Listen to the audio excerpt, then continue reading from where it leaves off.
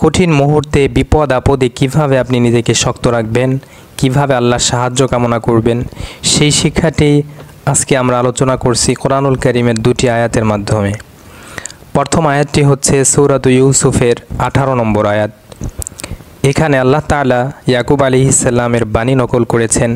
ইয়াকুব আলাইহিসসালামের কাছে যখন তার সন্তান ইউসুফের নিহত হওয়ার খবর দেয়া হলো, যেটা প্রকৃতপক্ষে মিথ্যা সংবাদ ছিল, তো তিনি সেটা শুনে একজন পিতা হিসেবে অবশ্যই কষ্ট পেয়েছেন। এবং একজন পিতার কাছে একজন সন্তান নিহত হওয়ার সংবাদ, এটা পৃথিবীর সবচেয়ে বড় বিপদ বা কঠিন মুহূর্ত। সেই মুহূর্তে ইয়াকুব আলাইহিসসালাম কি করেছিলেন? তিনি বলেছিলেন, ফাসবরুন জামিল আল্লাহুল মুস্তাআন আলা মা তাসিফুন। এই কঠিন মুহূর্তে উত্তম ধৈর্য ধারণই হচ্ছে আমার একমাত্র কাজ। সব বিষয়ে বা তোমরা যা বলছো এসব বিষয়ে আমার আশ্রয়স্থল হচ্ছেন একমাত্র আল্লাহ সুবহানাহু ওয়া তাআলা। দ্বিতীয় আয়াতটি হচ্ছে সূরাত ইউসুফের 83 নম্বর আয়াত। উক্ত আয়াতেও আল্লাহ তাআলা ইয়াকুব আলাইহিসসালামের একটি বাণী নকল করেছেন, যে কথাটি তিনি তখন বলেছিলেন যখন তার কাছে তার সন্তান বিনিয়ামিন নিখোঁজ হওয়া বা সফর থেকে ফিরিয়ে নিয়ে না আসা সংবাদ দেয়া হয়। এটাও আরেকটি কঠিন এবং দুঃসংবাদ ছিল তার জন্য, কারণ তিনি প্রথম সন্তান হারিয়েছেন ইউসুফ আলাইহিসসালামকে। দীর্ঘ দিন তিনি ইউসুফের দুঃখ এবং ইউসুফকে কাছে না পাওয়ার কষ্ট সহ্য করেছেন। এখন আবার তারা সংবাদ নিয়ে আসলো যে বিনিয়ামিনকেও তারা নিখোঁজ করে ফেলেছে, তারা নিয়ে আসতে পারেনি। চিন্তা করুন তো, তার এই দ্বিতীয় সন্তানও নিখোঁজ হওয়া সংবাদ পেয়ে একজন বাবা হিসেবে তিনি কতটা কষ্ট পেয়েছিলেন এবং কি পরিমাণ দুঃখ কষ্ট তার লেগেছিল এবং কতটা কঠিন পরিস্থিতিতে তিনি ছিলেন।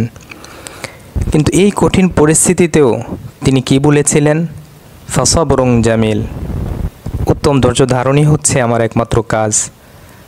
আসাল্লাহু আইয়াতিয়ানি বিহিম জামিআ, তবে আমি আশাবাদী আল্লাহ তাআলা তাদের সকলকেই আমার কাছে ফিরিয়ে নিয়ে আসবেন।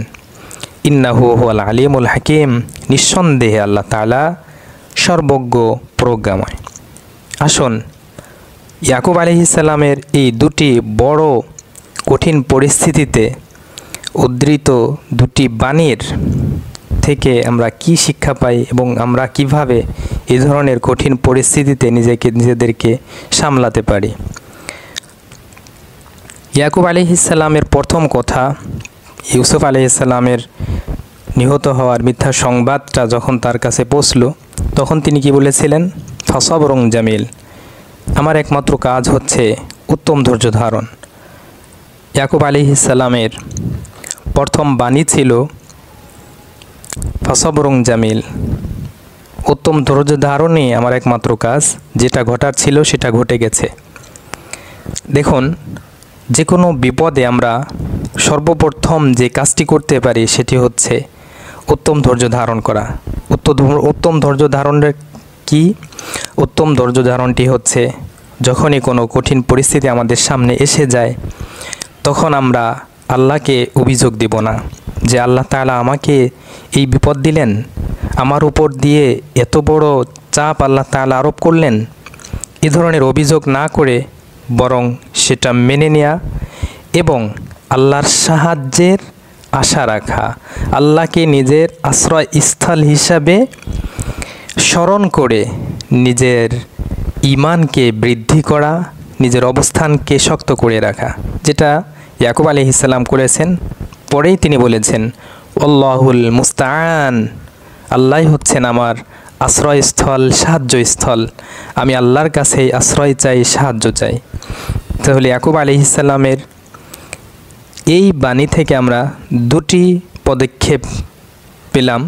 প্রথম পদক্ষেপ হচ্ছে বিপদের সম্মুখীন হলে, কঠিন সময় আসলে ধৈর্য ধারণ করতে হবে আমাদের।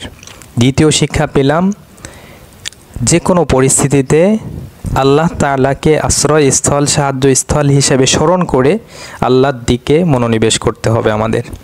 আমরা যদি যে কোনো কঠিন বিপদে আল্লাহর দিকে নিজেদেরকে মনোনিবেশ করতে পারি, নিজেদেরকে আল্লাহর দিকে প্রত্যাবর্তন করাতে পারি, তাহলে দেখবেন একটি আত্মিক শান্তি আপনাকে ওই দুঃখ কষ্ট ভুলে যেতে সহযোগিতা করবে।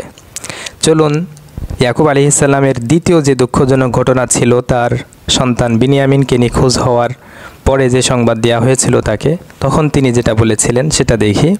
সেখানেও তিনি একই কথা বলেছিলেন, পরে আরও একটি কথা বৃদ্ধি করেছেন। ফাসবরুন জামিল, তোমরা নিখোঁজ হওয়ার সংবাদ নিয়ে এসেছো? আচ্ছা, আমার তো উত্তম ধৈর্য ধারণ করতে হবে। যেটা ঘটা সেটা ঘটে গেছে, আল্লাহর বিরুদ্ধে কোনো অভিযোগ আমি দায়ের করতে চাই না। আমি উত্তম ধৈর্য ধারণ করছি, অবশ্যই আল্লাহ তাআলা আমাকে এই ধৈর্য ধারণের প্রতিফল দান করবেন। এরপরে তিনি বলেছিলেন, আসাল্লাহু আইয়াতিয়ানি বিহিম জামিআ, তবে আমি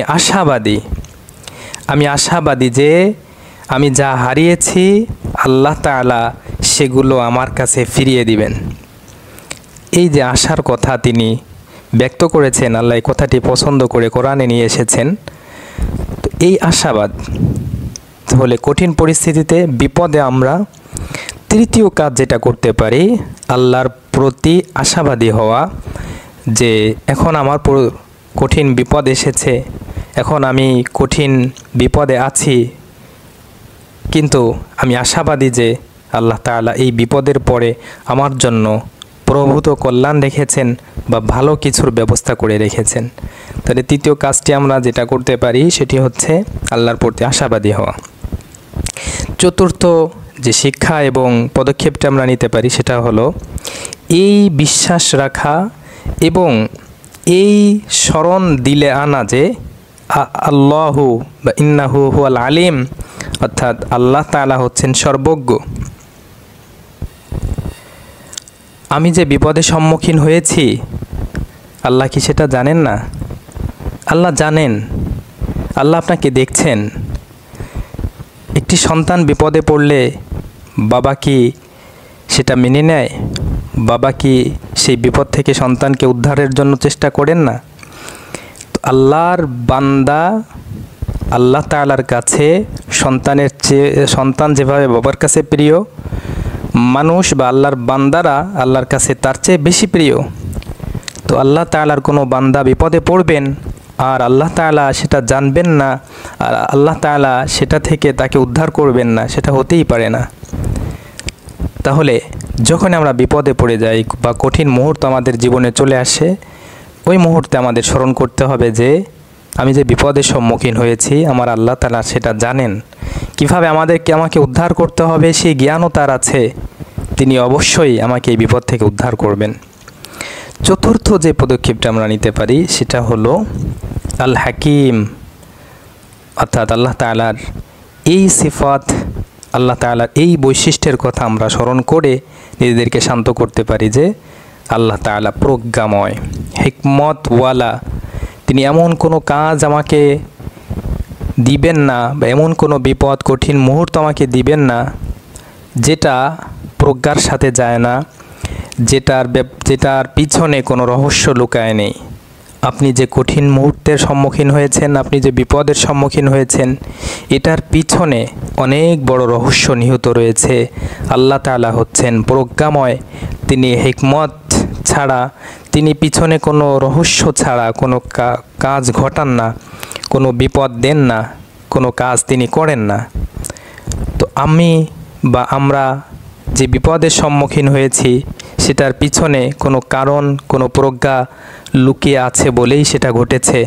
অতএব আমাদের অস্থির না হয়ে ধৈর্য ধারণ করতে হবে।